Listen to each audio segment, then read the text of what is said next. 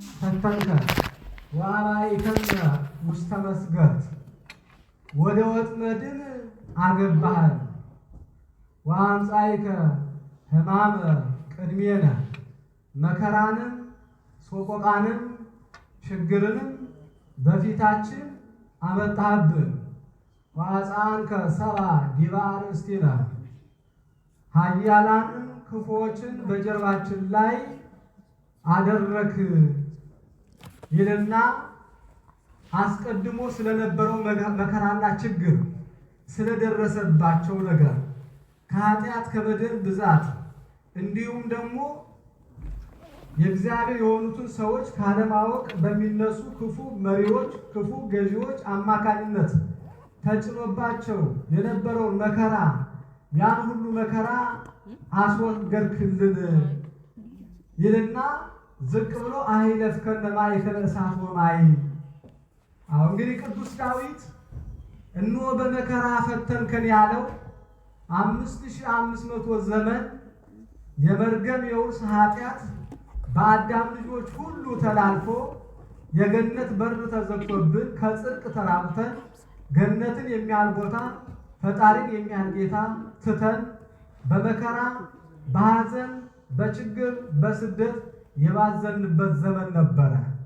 ዲያብሎስ በነፍሳችንም በስጋችንም በእናታችን ማህፀንም በመቃብርም ነፍሳችንም በከርሰ ሲኦል በእነዚህ ሁሉ አስሮ በዲያብሎስ ቁጥጥር ሁነን ከእግዚአብሔር መንግስት ገነት ተለይተን የምንኖርበት የመከራ ዘመን ነበረ። ያን ነው እንግዲህ አቤቱ ፈተንከን በመከራ ፈተንከን ያለው። ከእግዚአብሔር በመለየት ከእግዚአብሔር ተለይቶ ሰው መኖር አይችልም። አሳ ከባህር ውጭ እንደማይኖር ሁሉ ሰውም ከእግዚአብሔር ጋር ተራርቆ ፈጣሪ ጋር ተጣርቶ ተለያይቶ ተራርቆ የሚኖረው ኑሮ የመከራ ኑሮ ነው። ያን የ5500 ዘመን የመከራ ዘመን ነው። እንግዲህ ቅዱስ ዳዊት ይህንን አለና በፈተናም አገባህን አለ። ክፉዎችን በእኛ ላይ ያስለጠንካቸው ማለት ለ5500 ዘመን አጋንንት ዲያብሎስ በእኛ ላይ ሰልጥኖ ይገዛን የነበረበት ያ የመከራ ዘመን ነው። አሂለፍከነ ማእከለ እሳት ወማይ ያለው የሲኦልን እሳት የሲኦልን ባህር በዕለተ ዓርብ በመስቀል ላይ ተሰቅለ ስጋን ቆርሰ ደምን አፍስሰ ያን የጨለማ ባህር አሻገርከን አለ። ይህን ስላደረክልን አለ ከእሳትና ከውሃ መካከል አውጥተ ወደ እረፍት ቦታ ወደ ገነት አገባህን ሲል ነው። እንግዲህ ሌላው የእስራኤላውያን መከራ ለ430 ዘመን በግብፅ ላይ ይደርስባቸው የነበረ ያን መከራ አልፎ የኤርትራን ባህር በሙሴ አማካኝነት በቅዱስ ሚካኤል ተራዳኢነት ባህሩን ተሻግረው ወደ እረፍት ቦታ ወደ ተስፋይቱ ምድር እንዲያቀኑ ከመከራ ከባርነት እንዲላቀቁ ከፈርዖን አገዛዝ ነፃ እንዲወጡ አድርጎ የኤርትራን ባህር ከፍሎ አሻግሯቸዋልና ይህን አድርገሃል አምላካችን ሆይ አለ። እንግዲህ ቅዱስ ዳዊት ይህንን ያለፈውንም ቢናገርም ከሱ በኋላ ለሚመጡት ለብዙዎቹ ቢሆን ተናግሯል። በመከራ ውስጥ አልፈው ለእግዚአብሔር የበቁ በመከራ እየተፈተኑ ከእምነታቸው ጽናት የተነሳ ከእሳትና ከውሃ ፍላት የዳኑ አሉ። ዛሬ ይህንን በዓል ምክንያት አድርገን የምናከብረው እንግዲህ ታኅሳስ ገብርኤል ማክሰኞ ከፊታችን 19 ይውላል። ነገር ግን ወደ ዛሬው ዕለት አምጥቶ አባቶቻችን እንዲከበር አድርገዋል። በውጩ ዓለም ያለነው እንግዲህ በፈለግነው ሰዓት እንደ ሀገራችን በዓሉ በዋለበት ለማክበር ሁኔታዎች ስለማያመቹ ያን ታሳቢ አድርገን ወደ ዛሬ የመጣ ነው። እንግዲህ የዛሬውን በዓል ስናስብ ታላቁ መልአክ ቅዱስ ገብርኤል አናንያ፣ አዛርያ፣ ሚሳኤል የተባሉ ሦስቱን ሕፃናት ከእሳት መካከል ያወጣበት ያዳነበት ዕለት ነው። እግዚአብሔር ወዳጆቹን ከእሳትና ከውሃ አውጥቶ ወደ እረፍት ቦታ እንደሚያገባቸው ቅዱስ ዳዊት ነግሮናል። በትንቢተ ዳንኤል ምዕራፍ 3 ከቁጥር 1 ላይ ጀምሮ ስናይ የነዚህ ታላላቅ ቅዱሳን ሰማዕት በእሳት ውስጥ ተፈትነው የወጡትን ሦስቱን ሕፃናት አናንያ፣ አዛርያ፣ ሚሳኤል እናገኛቸዋለን። ትንቢተ ዳንኤል ምዕራፍ 1 ከቁጥር 1 ላይ ጀምሮ ስንመለከት የይሁዳ ንጉሥ ሕዝቅያስ በነገሰ በ3ኛው ዓመት ናቡከደነፆር ከፋርስ ባቢሎን ወደ ኢየሩሳሌም መጥቶ ኢየሩሳሌምን ተቆጣጥሮ ሕዝቦቿን ማርኮ ወደ ፋርስ ባቢሎን ይዟቸው ሄደ። ከነዚህ መካከል በመልካቸው ቀና የሆኑ በአንደበታቸው ሐሰት፣ በልቦናቸው ክፋት፣ በሕሊናቸው ተንኮል የሌለባቸውን ሕፃናትን ይዟቸው ሄደ ይላል። ጥበበኞች አስተዋዮች መሆናቸውን ስላወቀ በቤተ መንግስት ተንከባክቦ እሱ ከሚበላው እንዲበሉ እሱ ከሚጠጣው እንዲጠጡ አድርጎ መጋቢ ሹሞላቸው በቤተ መንግስት ላይ ሆነው ይማሩ ነበረ። ጥበበ ባቢሎንን ያጠኑ ነበረ። አዋቂነታቸው፣ ጥበባቸው በጣም ከነዚህ አካባቢ ከባቢሎን ከሚኖሩ ወጣቶች ሁሉ የላቁ ነበሩ። እነዚህ ልባሞች ግን ከኔ ቁጥጥር ውጭ መሆን የለባቸውም ብሎ ናቡከደነፆር በሚገባ ይቆጣጠራቸው ነበረ። በአምልኮ በእምነት በቅድስና በንጽህና ባይመሳሰሉም እንኳን ደግነታቸውን ስለወደደው ከሱ እንዲርቁ አልፈለጉም። ዛሬ እኛ የእግዚአብሔር ሰዎች ሆነ በስነ ምግባራችን ደጎች ከሆነ አሕዛቡም መናፍቁም በእምነት የማይመሳሰለንን ቢሆን ይወደናል። ስለዚህ ይህ ሰው በእምነት አይመሳሰለንምና አምኖ በቤተ መንግስቱ ሲያስቀምጠን በቤተ መንግስቱ ያለውን ነገር እያወጣን እየዘረፍን መበተን አለብን አላሉ። ክርስቲያን በእምነት የሚመሳሰለው ይሁን የማይመሳሰለው የተሰጠውን አደራ ጠብቆ ይኖራል። የእግዚአብሔር ሰው የሆነ አይደል? እኔና እናንተ እንደዛ ምናደርገው።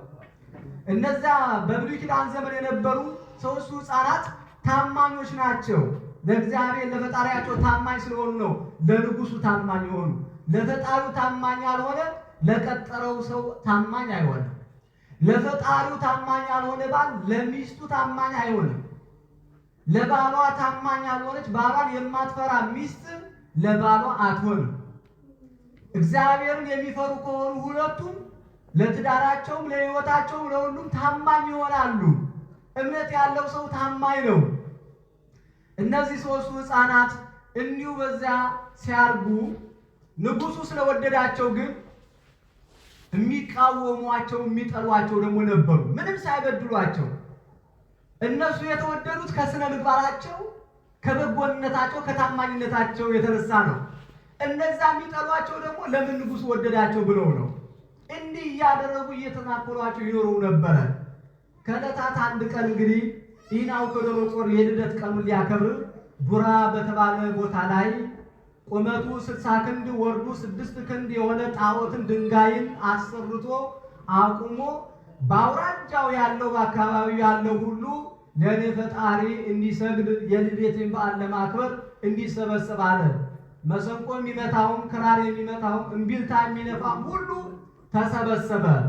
በዚህ ጊዜ አዋጅ ነጋሪ ተነስቶ ለንጉሱ ጣዖት ተንበርክኮ የማይሰግድ ሁሉ ቢኖር ይቀጣል፣ ከመንግስቱም ከናቡከደነፆር ትእዛዝ ውጭ የሆነ በሚነድ እሳት ውስጥ ላይ ገብቶ ይቃጠላል የሚል አዋጅ ተደነገገ። ኔጋናችሁ እግዚአብሔር ከሁላችን ጋር ይሁን። በዚህ ጊዜ ከልጅ አዋቂው እስከ ሽማግሌው ለዛ ጣዖት ተሰብስቦ ሲሰግድ ታሪኩን ለማሳጠር መጽሐፍ ቅዱስ ቤታችሁ ላይ ቁጭ ብላችሁ አንቡት፣ በሙሉ ታሪኩ ታገኙታላችሁ። እነዚህ ሦስቱ ሕፃናት ግን አንሰግድም ብለው እምቢ አሉ። በጣም ይገርማል። ሃይማኖት ያለው ሰው ሰይፍ ቢመጣ ንጉሥ ቢሆን ምንም ሰራዊት ምንም መሳሪያ ከፊቱ ይገተር ምንም የሚያስደነግጠው ነገር የለም። እነዚህ ሦስቱ ሕፃናት እምነት ስለነበራቸው ንጉሥን ያህል መጋፈጥ ማለት ለንጉሥ ትእዛዝ አልገዛም ማለት ምን ያህል የሚያስቀጣ እንደሆነ አስቡት ወገኖቼ። እንኳንስ ንጉሥ ይቅርና ትንሽ ስልጣን ያለን ሰዎች እንኳን በአቅማችን ከበታቻችን ያለውን ስልጣናችን ተጠቅመን የፈለግነውን ነገር እናደርጋለን፣ እግዚአብሔርን ማንፈራ ካልሆነ ማለት ነው። አሁን እነዚህ ሕፃናት ግን እምቢ አሉ። በዚህ ጊዜ ለንጉሱ ተነገረው። ንጉሱ ደግሞ አዘነ፣ ይወዳቸው ነበረ። ወደፊት ያምጧቸው አለ። ሦስቱ ሕፃናት ወደ ንጉሱ ቀረቡ። በውኑ እናንተ ለኔ አምላክ አትሰግዱምን አላቸው። ኢንሰግድ ለአማልክቲከ እርኩሳን ለአምላክከ እርኩስ፣ አዎ ለዚህ ለረከሰው አምላክ አንሰግድም አሉት። እንኪያስ ለእኔ ፈጣሪ ካልሰገዳችሁ እናንተ ለሚመጣባችሁ ቅጣት እኔ ለማስተላልፈው ቅጣት ከእጄ ማን ያድናችኋል? መነ ያድኅነክሙ እምእዴ አላቸው። ከእጄ ማን ነው የሚያድናችሁ ሲላቸው፣ ትምክህተኞች ሰዎች እንዲህ ነው የሚሉት። ትምክህተኞች ነገሥታት፣ ትምክህተኞች ገዢዎች በእኛ ቁጥጥር ናችሁ፣ ከኔ የምትወጣ ከሆነ ከእጄ ማን ያድንሃል ይሉና፣ ከኃያላን እጅ ግን ማን ያድናል? እግዚአብሔር አይደል የሚያድነው? አዎ መኑ ያድኅነክሙ እምእዴ ሲላቸው ሀሎነ ሀለወ ለነ አምላክነ ዘፈጠረ ኪያከ ወኪያነ ውእቱ ያድኅነነ። አንተንም እኛንም የፈጠረን አምላክ እሱ ያድነናል። አይገርም ወገኖች?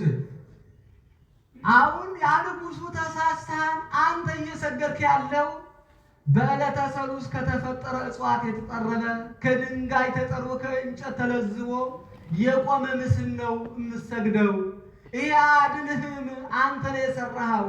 ነገር ግን አንተን በዕለተ ዓርብ ከአራቱ ባህርያተ ሥጋ ከሦስቱ ባህርያተ ነፍስ አዋህዶ ሰው አድርጎ በአርአያውና አምሳሉ ፈጥሮ በዚህ ክብር ነግሰ በዙፋን እንድትቀመጥ ያደረገ እግዚአብሔር አንተንም እኛንም ነው ያለው። ከአንተ ያድነናል አሉት። በዚህ ጊዜ ንጉሡ ተናደደ። ለዛውም አንሰግድም ብለው ዝም ከማለት ባለፈ አንተንም የፈጠረ ሲሉት የኔ ፈጣሪ ሆኖ እያለ እንዴት አንተን የፈጠረ እኛንም የፈጠረ አምላክ እሱ አለና ያድኑኛል አለና ወዲያው ተናዶ እሳቱን 7 እጅ አድርጋችሁ አቀጣጥሉት አንዱት አለ። እነዚያ 3ቱ ሕፃናት እዚያ ላይ እንደ ላስቲክ ሊያቆራምጣቸው ፈልጎ 7 እጥፍ አድርጋችሁ እሳቱን አያይዙት አላቸው። እነዚያ በእነዚያ ሕፃናት በእነዚያ እምነት ባላቸው በእነዚያ ደግ ሰዎች ጥፋት ይደሰቱ የነበሩ ተደሰቱ። እነሱን ከእሳት እስከሚያስገቡ ድረስ ልባቸው ይቸኩል ነበረ። እነሱን 3ቱን ሕፃናት ይዘው ወደ እሳቱ እቶን ሲቀርቡ ገና እሳት ውስጥ ሕፃናቱ ሳይገቡ እነዚያን ጠልፎ እሳት ውስጥ ከቶ አቃጠላቸው። እነሱ ባሰቡት በቆፈሩት ጉድጓድ ውስጥ ገቡ። እነዚህ 3ቱ ሕፃናት ግን ወደ እሳቱ ተወርውረው ሲገቡ እነሱ ወደ እሳቱ ሲያስገቧቸው በዚህን ጊዜ ታላቁ መልአክ ቅዱስ ገብርኤል እየፈጠነ መጣ። ክብሮሙ ለመላእክት ከመ መንኰራኵር። አባቶቻችን ቅድም ሲያመሰግኑት ሌሊቱን የመላእክት ክብራቸው እንደ መንኰራኵር ፈጣኖች ናቸው። ለተራዳኢነት ለምህረትም ለጥፋትም ሲታዘዙ ፈጣኖች ናቸው። እንደ ንፋስ ይፈጥናሉ። በዚህ ጊዜ ወረደ መልአከ እግዚአብሔር ሀበ አናንያ ወአዛርያ ወሚሳኤል ውስተ እቶነ እሳት ወባረኮ ለነበልባለ እሳት ወረሰዮ ከመ ማይ ቆሪር ዘግዜ ጽባሕ። መልአኩ በመካከላቸው ተገኝቶ ያ የሚነደውን እሳት በበትረ መስቀሉ ሲባርከው ባህሪውን ሳይቀይር የእሳት መልኩን እንደያዘ ወደ ውሃነት ተቀየረ። እግዚአብሔር የተመሰገነ ይሁን ወገኖቼ። እሳቱ ባለበት ባህሪውን ሳይቀይር ወደ ውሃነት የሚቀይር አምላክ ነው። ዛሬ በዓለም ላይ የመከራ እሳት አላባራ ያለው ለምንድን ነው? እንኪያስ እግዚአብሔር መከራን የሚያስወግድ ከሆነ እሳቱን የሚያጠፋ ከሆነ ወዳጆቹን ከሚነደው እሳት ከመከራ የሚያድናቸው ከሆነ በዓለም ላይ ያለው እሳት ለምንድን ነው መቀዝቀዝ ያልቻለው ብለን ስናስብ እንደነዚህ 3ቱ ሕፃናት ፍጹም የሆነ እምነት ስለሌለን ነው ወገኖቼ። ሌሎቹ ለኃጥአን በወረደው መከራ የሚገረፉት ለሰማዕትነትም ለመከራም። እዚህ በፊት አንድ አባታችን በዚህ ቆመው ሲያስተምሩ ምን ብለው እንደነበረ ለሰማዕትነት ለመሞትም በሰማዕትነት ለማለፍም መመረጥ ያስፈልጋል ብለዋል አይደል? የእግዚአብሔር ሰዎች ሆነው በደል ሳይኖርባቸው ንጹሐን ቅዱሳን ባሉበት መከራ የሚደርስባቸው ምንም በማያውቁት መውጫውና መግቢያውን ባልዋሉበት መከራ የሚደርስባቸው ሰዎች ለእኔና ለእናንተ የሚያሳዝን ለሕሊናችን የሚሰቀጥጥ ቢሆንም እነዚያ በማያውቁት መከራ ለሚደርስባቸው ወገኖች ግን ለዛች መከራ ስለተመረጡ ነው ወገኖች። ለዛች መከራ እግዚአብሔር ስለመረጣቸው ነው። በዛ መከራ አልፈው እነሱ የዘላለም ሕይወት ይወርሳሉ። ነገር ግን በምስኪናን ላይ መከራ ለሚያመጡ ግን ወዮላቸው። በዚህ ጊዜ መልአኩ ሲባርከው እሳቱ ወደ ውሃ ተቀየረ። አሁን ናቡከደነፆር ከ3 ቀን በኋላ በማግስቱ ሰገነት ላይ ወጥቶ ቤተ መንግስቱ ላይ ሲመላለስ ጥፋተኞች ወንጀለኞች የሚቀጣጡበት ቦታ በንጉሱ ቤተ መንግስት ፊት ለፊት ነው። በደንብ መቆጣጠር ማየት ይቻላል። እዛ ላይ ቆሞ ሲመለከት 3 ሕፃናት በእሳት ውስጥ በመካከላቸው ደግሞ አዲስ እንግዳ የሆነ 4ኛ ሰው ሆኖ በእሳቱ ሳይቃጠሉ ልብሳቸው ሳይቃጠል ሰውነታቸው እሳት ሳይበላው ሲመላለሱ ያያና ናቡከደነፆር በጣም ደነቀው፣ በጣም ገረመው። ይህን ነገርማ ማየት አለብኝ አለ። ምን አለ ለወገኖቹ ለአገልጋዮቹ? ትማልም አሲረነ ሰለስተ እደወ ወደይነ ውስተ እቶነ እሳት ወዮምሰ ሬኢ አርባዕተ እደወ እንዘ ያንሶሱ ማእከለ እሳት ፍቱሐኒሁ። ትላንት 3 ሕፃናት እጅና እግራቸውን አስረን በሚነደው እሳት ውስጥ ጥለናቸው ነበር። ዛሬ ግን ከእስራት ተፈተው ነፃ ሆነው አለ። በመካከላቸው ሌላም 4ኛ ሰው ሆኖ በእሳቱ መካከል ተፈትተው ቆመዋል። 4ኛው የእግዚአብሔር ልጅ ይመስላል። ይህን ሚስጥር ማየት አለብን ብሎ ወደሚነደው እሳት ሲሄድ 3ቱ ሕፃናት ደስ ብሏቸው በእሳቱ መካከል እየተመላለሱ ያያቸዋል። በዚህ ጊዜ ምን አለ ናቡከደነፆር? ፈጣሪያችሁን አላውቀውም? እንዴት አንተንም እኛንም የፈጠረን አምላክ ያድነናን ብላችሁ ለምን ትደፍሩኛላችሁ? ብሎ ወደ እሳት የጣላቸውን ሕፃናት አምላክ ምን አለ? ይትባረክ እግዚአብሔር አምላከ ሲድራቅ ወሚሳቅ ወአብደናጎ ዘፈኖ መልአኮ ወአድኃነ አግብርቲሁ እምእቶነ እሳት። መልአኩን ልኮ አገልጋዮቹን አናንያን፣ አዛርያን፣ ሚሳኤልን፣ ሲድራቅ፣ ሚሳቅ፣ አብደናጎንን ከሚነደው እሳት ያወጣ አምላክ የተመሰገነ ይሁን። አሜን። ክብር ምስጋና ይድረሰው። ደጎች ሃይማኖት ያላቸው ንጹሐን የሆኑ ሰዎች በንጽህናቸው በእምነታቸው ፈጣሪያቸው እንዲመሰገን ያደርጋሉ። እኛ ደግሞ በምግባራችን ሕጸጽ በክፋታችን ስሙን ብቻ ተሸክመን ነገር ግን ከቤተ ክርስቲያን ውጭ በመስሪያ ቤታችን ባለንበት ቦታ ሁሉ ለሌሎቹ አርአያ የሚሆን ክርስትና ከሌለን እግዚአብሔር በእኛ ምክንያት ይወቀሳል። እኛ በዋለበት አርአያ መሆን ስንችል ደግሞ ከእኛ ደግነት የተነሳ ማን ይመሰገናል? እግዚአብሔር ይመሰገናል። እነዚህ እምነታቸው ምንድን ነው ሲባል ኦርቶዶክሳውያን ክርስቲያኖች ናቸው። ከውሸት የራቁ፣ ከሐሰት የራቁ፣ ከሌብነት የራቁ፣ ከዘረኝነት የራቁ፣ ከአድመኛነት የራቁ፣ ክፋትን ሁሉ ከመካከላቸው ያራቁ፣ የተሰጣቸውን ኃላፊነት በታማኝነት የሚወጡ እነዚህ እውነትን የእነዚህን እምነት መከተል አለብኝ ብለው ብዙዎች ይመጣሉ። ናቡከደነፆር እኮ በእነዚህ ሕፃናት ምክንያት አመነ፣ የተባረከ ይሆናልና በካደው አንደበቱ የእግዚአብሔርን ክብር መሰከረ። ከዛሬ ጀምሮ እኔ በምገዛው አውራጃ ሙሉ የምትኖሩ ሕዝቦች በሲድራቅ በሚሳቅ በአብደናጎ አምላክ ታመልካላችሁ ብሎ አዋጅ አስነገረ። ነገር ግን ንጉሥ ሆይ አሉት፣ እነዚህ ሰዎች እኮ እነዚህ ሕፃናት የዳኑት በእምነታቸው ይመስልሃል? በጥንቁልና እኮ ነው፣ በአስማታቸው ነው። አስማት ለአስማቱማ ተንኮል ለተንኮሉማ እናንተ ትበልጡ የለምን? ኑ እስቲ በአስማታችሁ ዳኑ። ወደ እሳቱ ሲልካቸው እነሱ ተቀብሎ አቃጠላቸው። በዚህ ጊዜ ምን አለ? አንትሙ ሲድራቅ ወሚሳቅ ወአብደናጎ አግብርተ እግዚአብሔር ንዑ ጻኡ ዝየ አላቸው።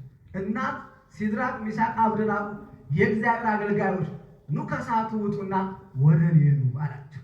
እግዚአብሔር የተመሰገነ ይሁን።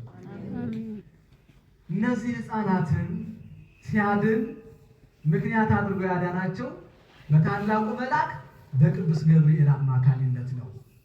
ለድንግል ያበሰረ በጥንቱ ጊዜ በዓለመ መላእክት የመጀመሪያው መለያየት ሲመጣ በዓለመ መላእክት ንቁም በበህላዌነ እስከ ነአምሮ ለአምላክነ አምላካችን እስከምናውቀው ወይም እስከንረክቦ አምላካችን እስከምናገኘው ባለንበት እንጽና ያለ መላእክትን ያረጋጋ።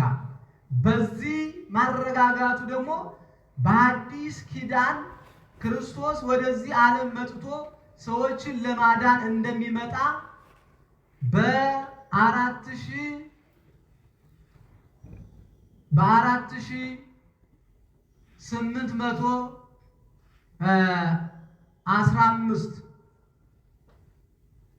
በ4885 ዓመተ ዓለም አካባቢ ደግሞ ለድንግል ሊያበስራት ከሰማይ የተመረጠ አካላዊ ቃል ኢየሱስ ክርስቶስ ሰው ሆኖ ወደ እሷ እንደሚመጣ ዓለምን ለማዳን ድንግልን ለማብሰር የተላከ ይህ ታላቅ መልአክ ነው። ሌሊት አባቶቻችን ክብሮሙ ለመላእክት ከመ መንኰራኵር ወረደ መልአከ እግዚአብሔር ሀበ ማርያም ድንግል ዘተናገሮ ለሙሴ በሀበ ዕጸጳጦስ ዕጸጳጦስ ይእቲ ማርያም ድንግል ሲያመሰግኑ ነበር። ይህ እንደ መንኮራኩር እየፈጠረ የሚመጣው ቅዱስ ገብርኤል ወደ ሙሴ በሲና በረሃ በሲና ተራራ ላይ ነበልባል ከሐመልማል ሐመልማል ከነበልባል ጋር ተዋህዶ ሐመልማሉ እሳቱን ሳያጠፋው እሳቱ ሐመልማሉን ሳያጠወልገው ተዋህደው ያዩ ሙሴ እንዲያ እያደረገ የሚትሄድባት ምድር የተቀደሰች ናትና ጫማን አውልቅ ብሎ በዛች በሲና ተራራ ላይ ለሙሴ የተናገረው መልአክ አሁንም ለድንግል ማርያም በሐዲስ ኪዳን አካላዊ ቃል ኢየሱስ ክርስቶስ ይወለድ ዘንድ ወደ አንቺ ይመጣል። ከአንቺ የሚጸነሰው እሱ ከአንቺ ተጸንሶ 9 ወር ከ5 ቀን በማኅፀንሽ ከትሞ ከተወለደ በኋላ ዓመተ ፍዳ ዓመተ ኩነኔ አልፎ ዓመተ ምሕረት የምሕረት የይቅርታ ዘመን ይመጣል ብሎ ያበሰራት የታላቅ መልአክ አናንያን አዛርያን ሚሳኤልን ከሚነድ እሳት ያዳናቸው ለዘካርያስም ወንድ ልጅ ትወልዳለህ ብሎ ያበሰረ በየዘመኑ በየጊዜው የእግዚአብሔር ሰዎች የሆኑትን ከመከራ የታደገ ታላቅ መልአክ ነው።